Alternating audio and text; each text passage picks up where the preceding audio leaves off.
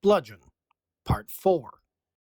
Bludgeon next came into conflict with Orion Pax and Hardhead on the planet Arduria, where he had rescued Jhiaxus and set off with a mad ancient scientist in search of more Regenesis ores. He then fought Orion again in a temporally displaced battle that saw the two fighting through opposite ends of time until Bludgeon finally succeeded in capturing the time-controlling ore and escaping from the once Prime aboard Decepticon warlord Turmoil's ship. Together with Jhiaxus, Bludgeon then got in touch with one of his previous subordinates, Waspinator, who at one point succeeded in controlling a Titan, and the group tricked Orion to Gorlum Prime. Once Orion reactivated a dead Titan, Waspinator swiftly took control of it and used its space bridge to travel back to Cybertron, while Bludgeon and the others traveled via Turmoil's ship.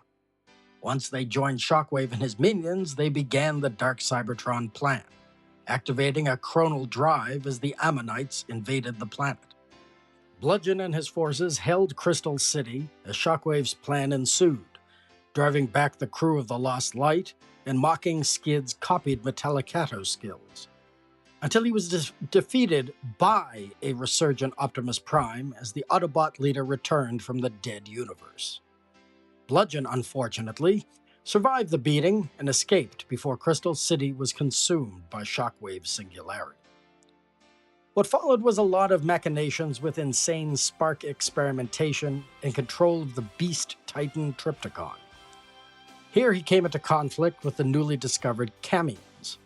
During a false flag operation that saw the destruction of a convoy of Camion Sparks and the death of Patrolbot Barricade, he was summarily defeated by Barricade's Camion Conjux Endura, Swift.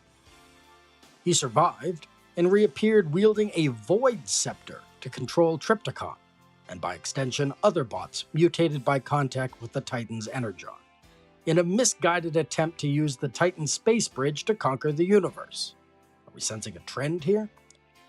When he commanded Trypticon to attack Iacon, he came under attack from secret Starscream agent Sandstorm, who succeeded in destroying the Void Scepter.